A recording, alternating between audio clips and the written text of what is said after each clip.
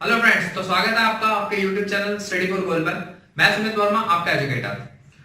आज हम समष्टि बुक का चैप्टर 1 का पार्ट सेकंड करने जा रहे हैं। पार्ट 1 मैं पहले ही करा चुका हूं। यदि आपने नहीं देखा तो प्लीज उसे देख लीजिएगा, लिंक मैं डिस्क्रिप्शन बॉक्स में दे दूंगा।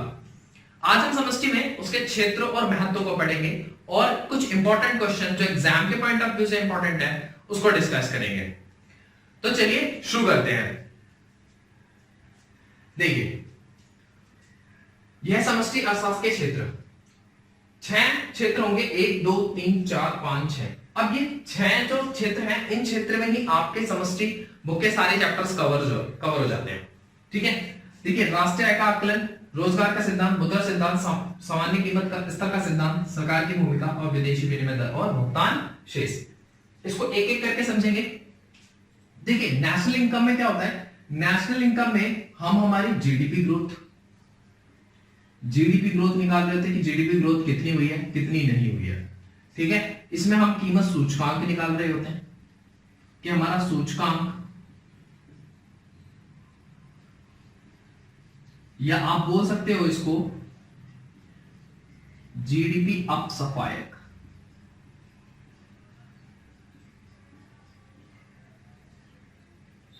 क्लियर?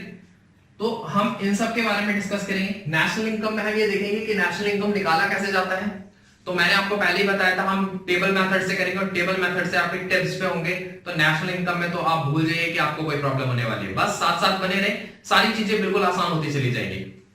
तो देखिए, फिर हम रोजगार का सिद्धांत क्या पढ़ेंगे। देखिए, रोजगार के सिद्धांत के अंतर्गत हम यह पढ़ने वाले हैं कि आखिरकार क्या क्या रीजंस होते हैं जिससे हमारे देश में बेरोजगारी होती है, फिर उसकी नीतियां कैसे बनाई जाती हैं जिससे रोजगार दिया जाए।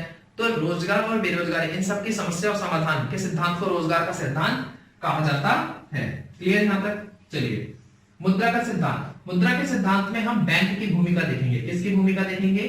बैंक की भूमिका देखेंगे। अब बैंक की भूमिका देखेंगे तो यहां से सबसे पहली बात ये बताइए कि हमारा जो बैंक है, जो सर्वोच्च बैंक है, उसका नाम क्या है? सर्वोच्च बैंक। सर्वोच्च बैंक या शिखर बैंक किसे कहा जाता है? आरबीआई को। किसको कहा जाता है? आरबीआई को। यहां तक बात क्लियर है? ठीक है। और वाणिज्यिक बैंक,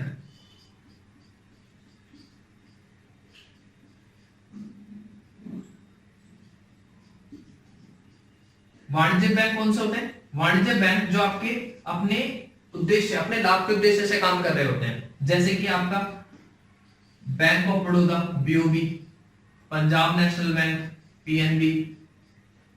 ठीक है, ये जिनमें आम लोगों के खाते होते हैं, जिसमें हमारे खाते होते हैं, हम जाके अकाउंट खुलवाते हैं, वो बैंक कौन से होते हैं? कमर्शियल बैंक होते हैं। ठीक है, और बैंकों का बैंक कौन होता है? इन बैंकों का भी बैंक कौन है? सर्वोच्च बैंक है, जिसको हम आरबीआई कहते हैं।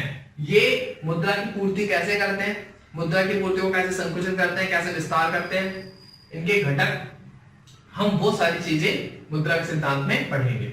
ठीक है, तो फिर आगे चलते हैं। देखिए, सरकार की भूमिका, मैंने इसको अभी छोड़ा है, इसलिए छोड़ा है क्योंकि मुझे स्पेस चाहिए होगा। मैं पहले इसको समझा देता हूं, फिर इसके स्पेस करेंगे, तब इसको मिटा देंगे। सरकार की भूमिका, सरकार की भूमिका देखिए, सरकार भूमिका किससे निभाती है? अपनी बजट से। सरकार अपने बजट का प्रयोग करके अपनी भूमिका निभाती है। बजट का प्रयोग करके वो मुद्रास्फीति, अविस्फीति को नियंत्रित करती है। बजट का प्रयोग करके वो अपने राजस्व व्यय को बढ़ाती है। राजस्व व्यय जैसे कि सड़कों पर करा जाने वाला व्यय, सरकार का वेतन बिल, ये सारी चीजें उसमें आती है। जैसे जैसे हम आगे बढ़ते चले जाएंगे, हमारी नॉलेज इसमें बढ़ती चली जाएगी। क्लियर? अभी तक सिर्फ ये जान लीजिए कि सरकार की भूमिका, सरकार अपने बजट के द्वारा जो नीतियों को निर्धारित करती है, अपने व्यय को जब घाटे की स्थिति होती है तो कम कर देती है, और अगर अधिक होता है बजट तो उस समय पर बढ़ा देती है। और सरकार दो चीज पर आपका ध्यान केंद्रित करती है, अपना ध्यान केंद्रित करती है। पहला, जीडीपी ग्रोथ सबसे ज्यादा होनी चाहिए, अधिक होनी चाहिए, बढ़ती भी होनी चाहिए, समृद्धि होनी चाहिए। सेकंड, जो सामाजिक कल्याण है वो ज्यादा हो। ठीक है, तो सामाजिक कल्याण भी वो साथ साथ में बना रहे। तो अब आगे देखते हैं विदेशी विनिमय दर। विदेशी विनिमय दर में हम ये देखेंगे कि हम किस तरीके से हमारी जो करेंसी है वो दूसरे देशों की करेंसी से मापी जाती है। किस दर पर मापी जाती है उसको विदेशी विनिमय दर कहते हैं। जैसे कि $1 की कीमत 60 रुपए है, तो आज जो दर चल रही है वो 60 रुपए, कल अगर 75 रुपए हो गई तो कल जो दर होगी वो 75 होगी, फिर आने वाले समय में अगर 50 रुपए हो गई तो वो 50 रुपए कहलाई जाएगी। क्लियर यहां तक बातें? चलिए फिर तो विदेशी विनिमय दर में हम ये पढ़ेंगे कि जब हमारा जो मनी का वैल्यू है वो बढ़ रहा है या घट रहा है तो उससे हमारे इंपोर्ट एक्सपोर्ट, आयात निर्यात, हमारे घरेलू जो उद्योग है उन पर क्या क्या प्रभाव पड़ने वाले हैं, हम उन सब चीजों को इस चैप्टर में पढ़ेंगे। अब आगे भुगतान शेष। भुगतान शेष क्या है? भुगतान शेष जो हम लेन देन करते हैं, जो एक देश का एक वर्ष की समय अवधि के अंतर्गत दूसरे देशों से जो भी आयात निर्यात किया जाता है उसका लेखांकन रिकॉर्ड रखा जाता है। क्या रखा जाता है? लेखांकन रिकॉर्ड रखा जाता है। उसी लेखांकन रिकॉर्ड जो आर्थिक लेन देनों पर निर्भर है उसको हम भुगतान शेष कहते हैं। क्लियर यहां तक बातें? चलिए तो आप इसको उतार लीजिएगा क्योंकि मुझे स्पेस चाहिए, मेरे को अभी ये भी समझाना है। वीडियो को पॉज करके उतार लीजिएगा। मैं इसको ठीक है। तो यहां पर हम जो सामान्य कीमत स्तर का सिद्धांत है इसमें हम दो सिद्धांत पढ़ेंगे। ठीक है, दो सिद्धांत आते हैं, याद रखना। इसको मैंने बाद में क्यों बोला, क्योंकि मुझे इसमें हाईलाइट भी कराना है। एक मिनट मानता नहीं, इसमें मेरे को हाईलाइट भी कराना है। क्या कराना है? ये कीमत स्तर का सिद्धांत है, ये ध्यान रखना। अगर सामान्य कीमत सिद्धांत आ जाए, अगर मैं लिख देता हूं सामान्य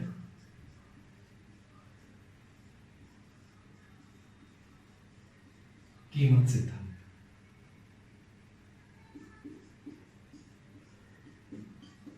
तो ये कीमत सिद्धांत हो गया। और ये कीमत सिद्धांत कौन सा होता है? ये तो व्यष्टि होता है। क्या होता है? व्यष्टि होता है। व्यष्टि शास्त्र को कीमत सिद्धांत कहा जाता है, मैंने पार्ट 1 में बताया। ठीक है, तो ये क्या है? ये सामान्य कीमत स्तर का सिद्धांत है। किसका? स्तर का सिद्धांत है। क्लियर? और जो कीमत स्तर होते हैं वो दो प्रकार के होते हैं। अगर मैं इनको दो क्वेश्चन करूं, एक होता है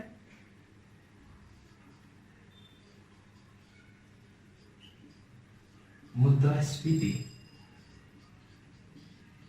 और दूसरा होता है मुद्रा अपस्फीति।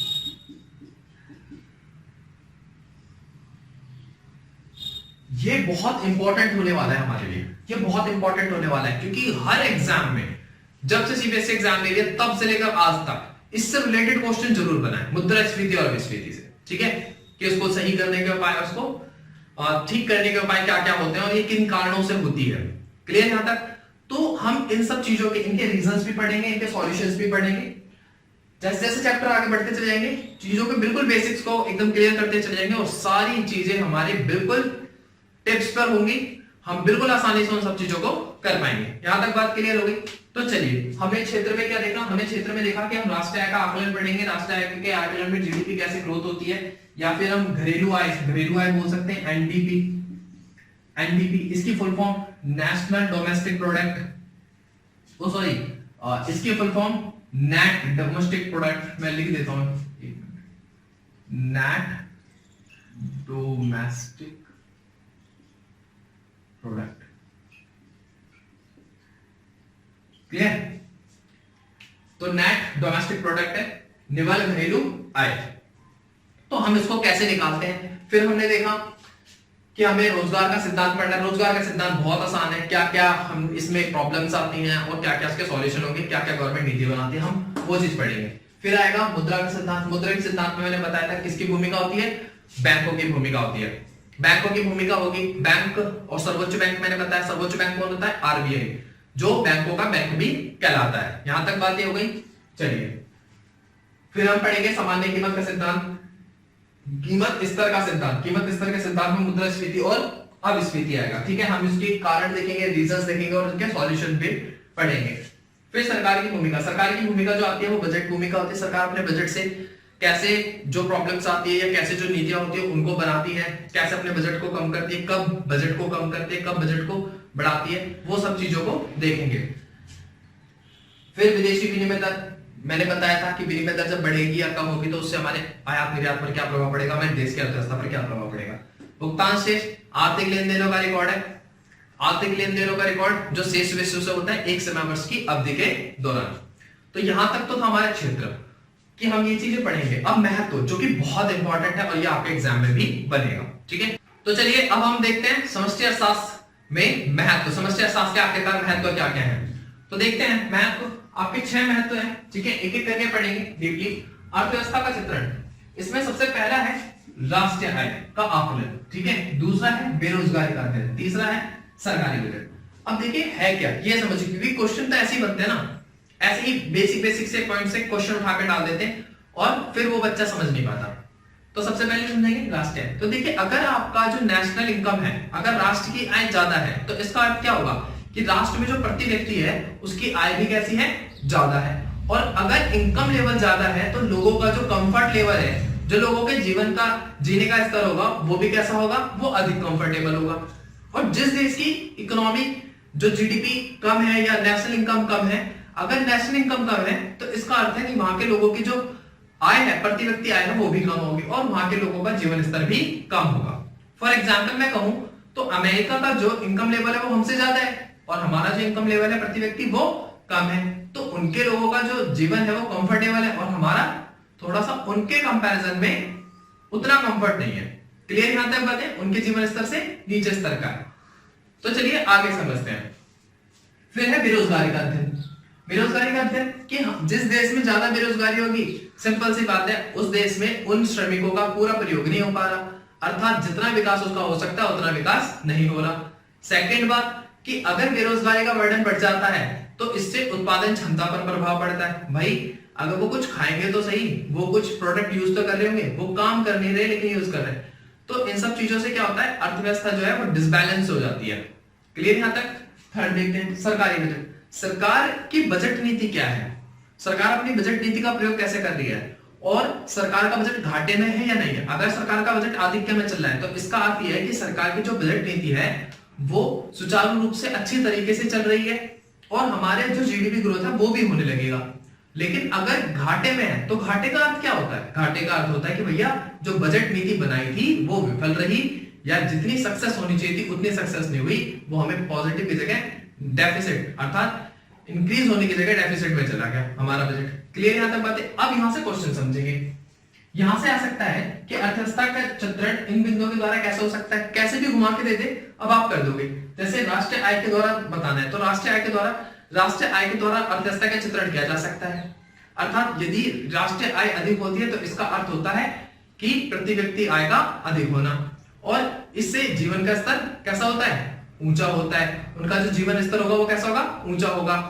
अब इसके विरोध में अगर बात करें, इससे जो सेकंड विपरीत बात करें तो जिस देश की नेशनल इनकम कम होती है उस देश का जो प्रति व्यक्ति इनकम होता है वो भी क्या होता है, कम होता है। अगर उस देश का प्रति व्यक्ति इनकम कम है तो उस देश का जो जीवन स्तर होगा वो भी कम होगा, अर्थात वो अर्थव्यवस्था के पिछड़ेपन को दर्शाएगा और जिसका नेशनल इनकम ज्यादा होगा वो अर्थव्यवस्था के मजबूती को दर्शाएगा। क्लियर है, अर्थात उसकी जो अर्थव्यवस्था वो अपग्रेड है। चलिए फिर आगे चलते हैं। ऐसे ही बेरोजगारी का है।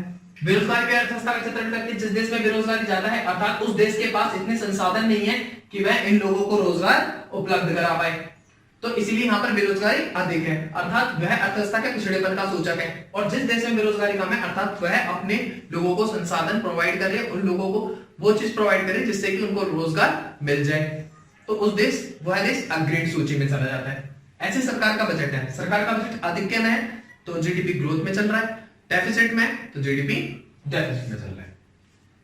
अब यहां पर देखते हैं समृद्धि तथा विकास का मार्ग। देखिए समृद्धि तथा विकास का मार्ग ये हमारी गवर्नमेंट की एक कंडीशन बोल सकते हो कि गवर्नमेंट हमेशा यही पॉलिसी बनाएगी जिससे कि हमारी जो जीडीपी है वो ग्रोथ में चलती रहे, उसकी ग्रोथ कभी रुके ना, जीडीपी हमेशा बढ़ती रहे। इसलिए यहां पर लगाया जाता है समृद्धि। समृद्धि का मतलब होता है कंटिन्यू वृद्धि होते रहना, ठीक है।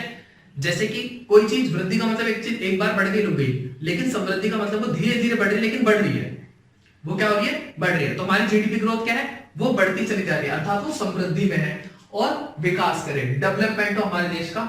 इसके लिए इसके मार्गों को अपनाती है और इसके लिए वो क्या बनाती है, नीतियां बनाती है। क्या बनाती है, नीतियां बनाती है। यहां तक क्लियर है।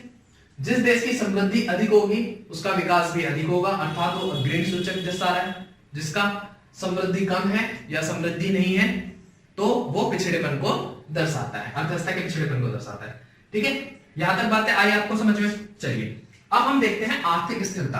आर्थिक स्थिरता में जो हम पढ़ेंगे वो दो चीज आती हैं। ये नीतियां मैं मिटा देता हूं। ठीक है, आर्थिक स्थिरता में हम क्या पढ़ेंगे? दो चीजें पढ़ेंगे। क्लियर?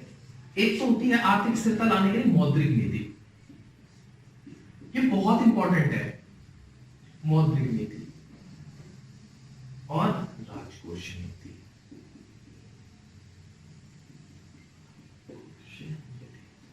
देखिए ये कैसे अप्लाई होती है ये तो आप आगे जानेंगे, लेकिन ये होती क्या है? जो गवर्नमेंट के द्वारा बैंक की जो दर होती है, बैंक रेट होती है, रेपो रेट होती है, रिवर्स रेपो रेट होती है, इन सबको चेंज करती है तो मौद्रिक नीति में आती है।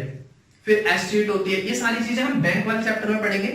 ठीक है, लेकिन अगर आरबीआई अपनी बैंक रेट को बढ़ाती है, रिवर्स रेट को बढ़ाती है, घटाती है, उसके द्वारा अगर मुद्रास्फीति और अपस्फीति को सही करती है तो उसको बोलते हैं मौद्रिक नीति। ऐसे ही गवर्नमेंट क्या करती है? गवर्नमेंट राजकोषीय नीति अपनाती है, और राजकोषीय नीति में वो क्या करती है? वो अपने व्यय और प्राप्ति, ठीक है, व्यय और प्राप्ति, इन दोनों नीति, इसमें पूंजीगत व्यय, राजस्व व्यय दोनों आ जाता है, पूंजीगत प्राप्ति, राजस्व प्राप्ति दोनों आ जाता है, वो हम आगे चलकर डिस्कस करेंगे।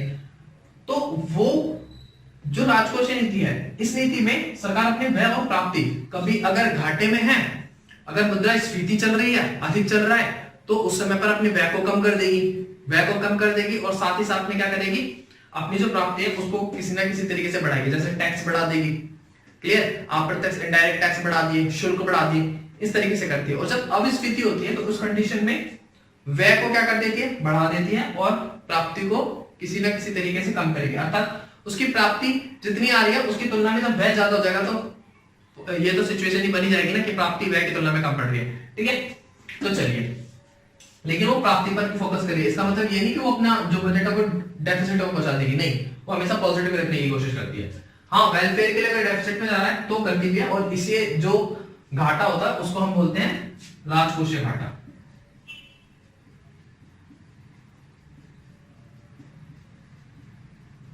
राजकोषीय घाटा, और राजकोषीय घाटे को पूरा करती कैसे? सरकार आरबीआई के द्वारा नोट छपवाती है, कैसे? प्रतिभूतियां जारी करके। ठीक है, फिर वहां से लेती है, उधार लेती है, आरबीआई से नोट छपवाती है, और भी सोर्सेज होते हैं, शेष विश्व से ऋण ले लिया। ठीक है, बहुत सारे सोर्सेज होते हैं सरकार के पास अपने घाटा पूरा करने के लिए। तो ये हमारे बाद के चैप्टर है, हमें सिर्फ यहाँ पर इतना ही जानना था कि मौद्रिक नीति और राजकोषीय नीति में, जो मौद्रिक नीति है उसमें आरबीआई या बैंक की भूमिका होती है, और राजकोषीय नीति में किसकी भूमिका होती है? गवर्नमेंट की। क्लियर यहां तक बातें? चलिए फिर आगे शुरू करते हैं। यहां पर है भुगतान शेष। देखिए, भुगतान शेष बहुत इजी है, और मैंने भी आपको बताया था, एक वर्ष की समय अवधि के दौरान जितना भी एक देश का शेष विश्व से लेन देन का लेखांकन रिकॉर्ड होता है उसको क्या कहते हैं? हम भुगतान शेष कहते हैं। क्लियर यहां तक बातें? ठीक है, अगर हमने दिया ज्यादा है, लिया कम है, मुद्रा में कह रहा हूं मैं, रुपए में, कि अगर हमने दिया ज्यादा है और लिया कम है, सपोज दैट आपके जेब से गए 500 रुपए, आए 200 रुपए, तो आपका भुगतान शेष कैसा हो गया?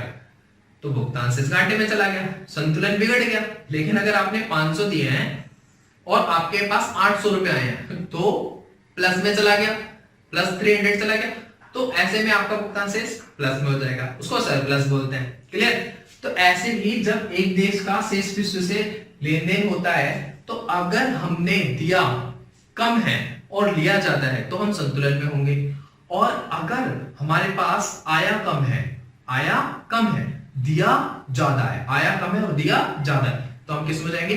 डेफिसिट में पहुंच जाएंगे। तो हमारा जो भुगतान शेष होता है वो असंतुलित हो जाता है। क्लियर यहां तक बातें? चलिए फिर अगला देखते हैं, पर्यावरण निर्धनता समस्या।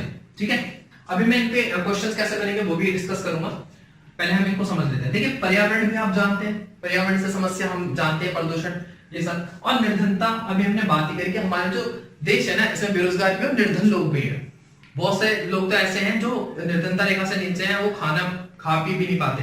ठीक है, तो इन लोगों के लिए भी तो गवर्नमेंट काम करती है, इन लोगों के लिए भी तो नीति बनाती है।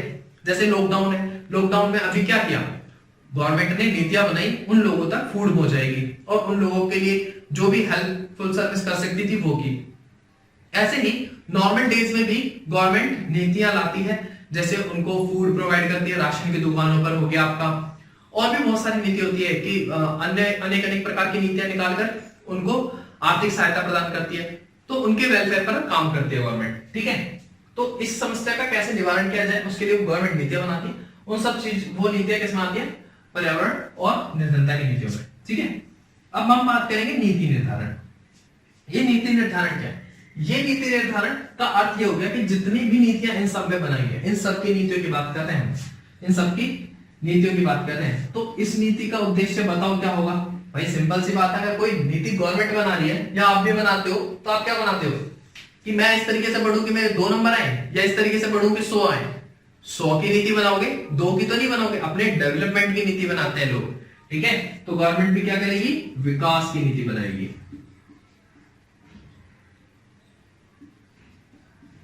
क्लियर? यहां तक बातें समझ गई? इसमें समग्र मांग, समग्र निवेश, ये सब चीजें आ जाती हैं, और जैसे जैसे हम आगे बढ़ते रहेंगे वैसे वैसे कंप्लीटली एक एक वर्ड में आपको समझाता चलूंगा। यहां तक बात क्लियर हुई? तो चलिए अब हम ये देखते हैं कि यहां से जो क्वेश्चन है, यहां से जो क्वेश्चन है वो किस तरीके से बनेगा। अगर मैं बात करूं भुगतान शेष की, तो भुगतान शेष, क्योंकि मैंने ये मौद्रिक तो समझाया गया था, ठीक है। भुगतान शेष, तो भुगतान शेष में क्या है? तो भुगतान शेष यदि संतुलन में होता है तो यह अर्थव्यवस्था की किस स्थिति को दर्शाता है? यह अर्थव्यवस्था की एक बेहतर स्थिति को दर्शाता है, अर्थात जीडीपी के अपग्रेड या देश के अपग्रेड होने का सूचक है। लेकिन अगर वह असंतुलित होता है, तो असंतुलित होता है तो इसका अर्थ क्या होता है? असंतुलित स्थिति में वह जीडीपी के पिछड़ेपन का सूचक होता है। क्लियर यहां तक बातें? चलिए अगला, पर्यावरण निर्धनता समस्या अगर किसी देश की ज्यादा है तो पिछड़ेपन का सूचक है।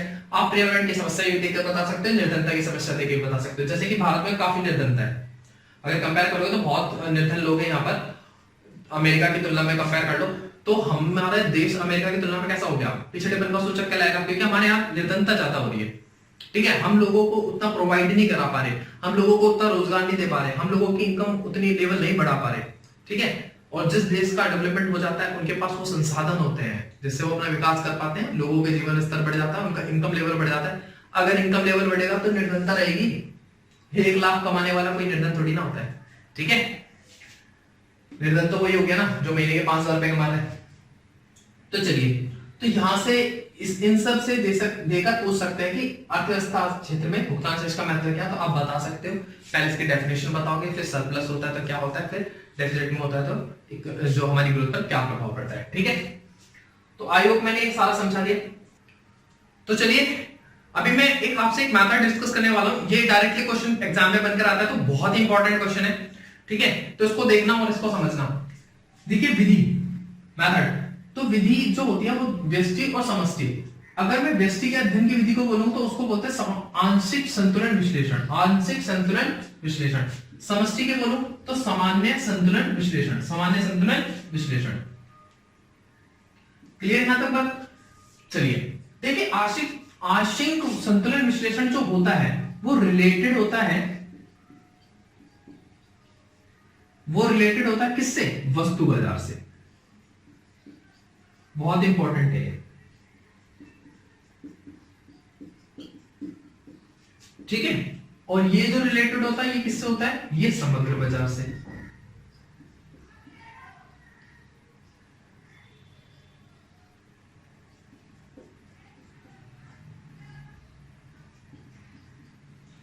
क्लियर? अब देखना, जो ये वस्तु बाजार होता है ना, इसमें केवल वस्तु बाजार में ही परिवर्तन को मापा जाता है, और जो 2 चीज होती हैं, मैं बोलूं श्रम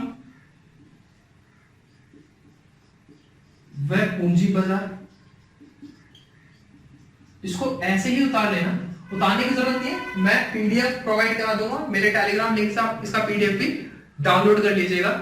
तो ये जो नोट्स है इसके पीडीएफ आपको मिल जाएंगे, जो मैं करा रहा हूं, जस्ट इसके नोट्स बना के मैं आपके अपने पीडीएफ पे डाल दूंगा, अपने टेलीग्राम चैनल पर डाल दूंगा, वहां से आप पीडीएफ को डाउनलोड कर लीजिएगा, ठीक है। तो इसमें ये बाजार स्थिर रहता है, स्थिर रहता है। स्थिर का मतलब इसमें कोई परिवर्तन नहीं होता, इसमें इनमें सभी में परिवर्तन होता है, मतलब वस्तु बाजार, श्रम बाजार और पूंजी बाजार सब में परिवर्तन होगा, अर्थात वस्तु बाजार के साथ साथ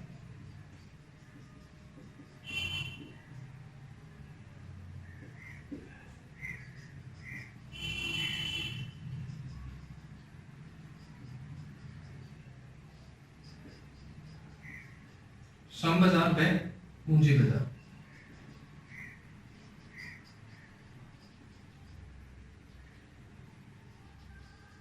जार में परिवर्तन को में होने वाले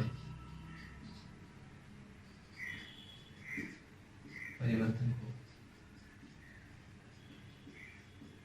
शामिल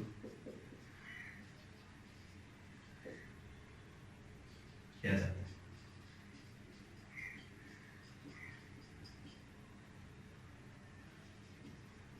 क्लियर? तो देखिए क्वेश्चन कैसे बनता है। क्वेश्चन ऐसे बनता है कि आंशिक संतुलन विश्लेषण और सामान्य संतुलन विश्लेषण में अंतर क्या है।